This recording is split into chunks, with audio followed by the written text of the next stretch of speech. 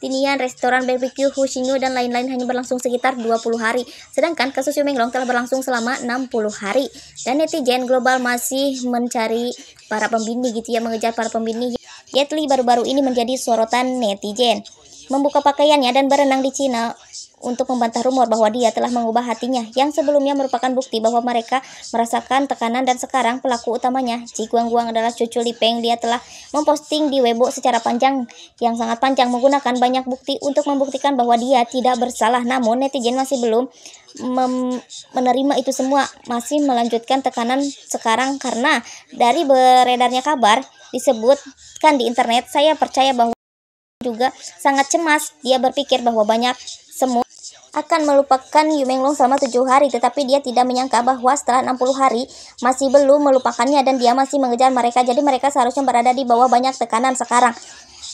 Keputusan netizen yang belum pernah terjadi sebelumnya untuk mengirim artikel yang begitu panjang untuk membuktikan bahwa mereka ingin menjauhkan diri sebenarnya adalah bukti kalau mereka itu memiliki kecemasan batin gitu loh ya guys ya, karena tekanan dari netizen. Keinginan terakhir Yu Menglong. Kisah ini diangkat dari salah satu cerita teman Yu Menglong berdasarkan curhatannya. Ternyata ada keinginan terakhir Yu Menglong yang dia cita-citakan, tapi takdir membawa keinginan itu terkubur bersama jasadnya. Malam itu, hujan turun perlahan di luar jendela apartemen. Yu Menglong duduk di tepi ranjang, menatap layar ponselnya yang tak lagi berdering. Tidak ada kartu SIM di dalamnya. Hanya WeChat, satu-satunya cara ia bisa menerima perintah. Ia tahu hidupnya sudah bukan miliknya lagi. Di luar jangkauan sinyal yang diatur Du Qiang, ponselnya bahkan tak bisa tersambung ke Wi-Fi. Ia seperti hidup di dalam sangkar yang tak terlihat. Beberapa kali ia mencoba melawan. Ia pura-pura sakit, tapi rumah sakit tempatnya dirawat ternyata milik mereka. Ia pernah melapor ke polisi, tapi ia sadar, seragam dan topi mereka pun milik orang yang sama. Kemanapun ia melangkah, mata-mata mengikutinya. Ia tak punya uang, tak punya kartu identitas, bahkan tak punya kebebasan untuk menangis dengan jujur. Semua di sekitarnya hanya pengawas, mans bukan teman. Aku ingin berhenti jadi aktor, katanya suatu malam pada sahabatnya lewat pesan suara yang kemudian dihapus. Aku ingin buka penginapan kecil di Lijiang, hidup dengan tenang bersama ibu, anjingku, istriku, dan anak-anak. Aku hanya ingin hidup, tapi hidup menolaknya. Guys, mungkin kalian tadi sudah melihat beberapa info terkait Yu Menglong ya tentunya. Nah, ini kita bahas lagi nih, ada VT selanjutnya. Tapi buat kalian yang baru mampir ya, balik lagi bersama saya tentunya Uki Kelvin. Nah, ini buat, oh ya, jangan lupa ya bantu subscribe Uki Kelvin guys ya. Supaya apa? Supaya kalian gak ketinggalan di update terbaru yang lagi viral tentunya seperti Yu Menglong atau kasus-kasus yang lain ya. Nah, ini kita lihat ada VT apa selanjutnya. Itu Julaiti. Siapa tuh Julaiti dalam kasus Yu Menglong? Siapa dia? Yuk kita lihat bareng-bareng guys. Baru-baru ini terbongkar sosok pria bernama Julaiti. Ternyata dia juga termasuk dalam lingkaran pelaku. Lalu siapa sebenarnya Julaiti ini? Dia adalah teman sekelas Yu Menglong saat SMP. Bahkan di foto kelulusan mereka terlihat berdiri berdampingan. Setelah dewasa, mereka berdua sempat bekerja sama di Beijing dan dikenal cukup akrab. Namun setelah Yu Menglong meninggal dunia, Julaiti langsung menulis sebuah lagu untuk mengenang dirinya. Lagu itu berjudul Kau Sudah Mendengarnya Bukan? Ia juga menulis sebuah puisi akrostik berjudul Terlalu Banyak Orang Jahat, yang maknanya seolah menggambarkan isi hatinya saat itu. Setelah itu, citra Julaiti langsung melonjak tajam. Ia bahkan mengadakan konser di Xinjiang dan secara terbuka di atas panggung mengajak para penggemar untuk mendukung Yu Menglong, menyebutnya sebagai kebanggaan warga Xinjiang. Tindakan itu membuatnya tiba-tiba menjadi sorotan nasional, lagu-lagunya laris, konsernya ramai, dan namanya pun melejit. Tapi kini setelah sejumlah warganet melakukan penyelidikan lebih dalam, muncul dugaan bahwa Julaiti pun bukan orang bersih. Hal paling mencurigakan adalah waktu perilisan lagu tersebut, sekitar 11 menit setelah pemerintah Tiongkok secara resmi mengumumkan kematian Yu Menglong akibat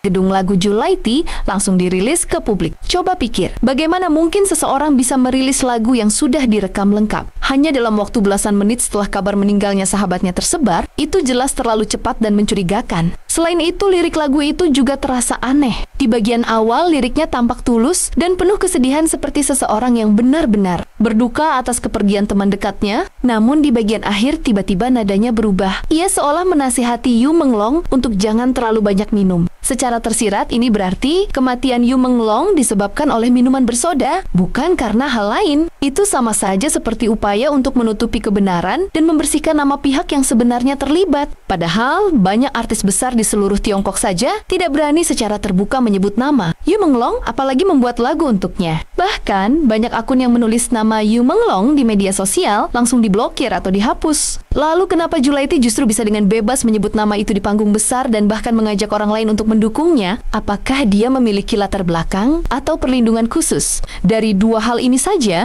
sudah terlihat jelas ada kejanggalan besar. Dan bukti paling nyata adalah hanya 11 menit setelah kabar kematian Yu Menglong, lagu Julaiti sudah siap dan dirilis ke publik. Kalau begitu siapa lagi yang mungkin terlibat? Kalau bukan dia, atau paling tidak, dia adalah pembantu dari pelaku sebenarnya. Waduh. Fokus ke kepala Yu Menglong. Nih, fokus ke kepala Yu Menglong ya. Pakai bahasa apa nih? Vietnam atau Thailand nih? Ternyata inilah alasan dia akhir-akhir kemarin selalu pakai topi dan terkadang memakai hoodie. Terlihat rambutnya menipis dengan tidak wajar seperti habis ditarik-tarik. Gambar ini diambil oleh salah satu fans di Cina dan baru menyadari setelah Yu Menglong pergi. Menyedihkan banget, ternyata pada 2 tahun terakhir ya guys ya, Yu Menglong itu pernah meminta tolong gitu ya, sempat meminta tolong kepada polisi, bahkan dia bilang sampai yang sakit terus pura-pura gangguan jiwa gitu ya, sampai-sampai aku tuh ngebaca temen-temen yang membuat berita, baca captionan kayak gini, kayak begini aja tuh kayak buat aku gemeteran gitu ya, gemeteran temen-temen. Aduh, kayaknya bener-bener ngerasain gimana kalau jadi Yu Menglong gitu ya. Dia itu sampai-sampai meminta tolong sama si Kansin pun yang menurut Yu Menglong itu pacarnya. Ternyata pacarnya itu adalah bagian dari mereka. Jadi kayak permintaan tolongnya itu kayak sia-sia banget gitu ya. Sampai-sampai Yu Menglong itu sempat dilarikan ke rumah sakit gitu ya. Tapi bukan ke rumah sakit umum, melainkan ke rumah sakit swasta. Nah nih, tangan Yuan belum begitu sembuh.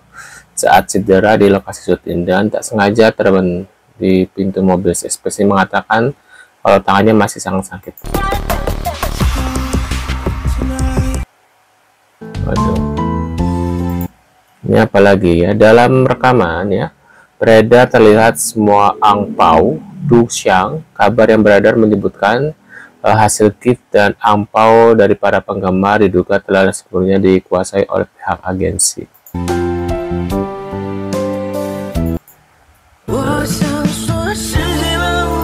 Nah, ini keduanya telah mengeluarkan pernyataan resmi yang menegaskan bahwa mereka tidak terlibat dan akan mengambil tindakan hukum terhadap penyebar rumor, katanya gitu guys.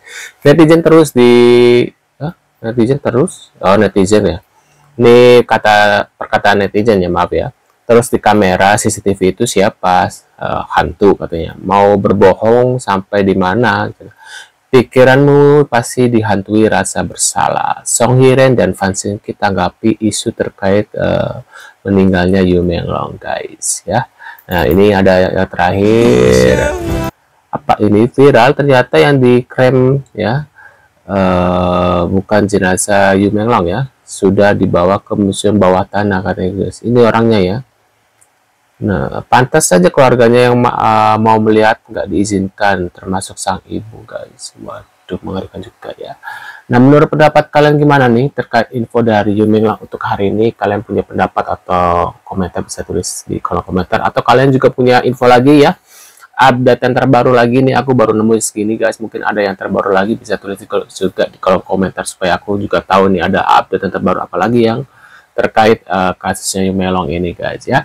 Sekian dulu videonya. Terima kasih buat kalian selalu hadir di video-video aku apalagi terkait kasusnya Yu Menglong. Mudah-mudahan kalian selalu sehat dan rezekinya selalu lancar guys. Dan kita tetap saja bertemu di video selanjutnya. See you guys.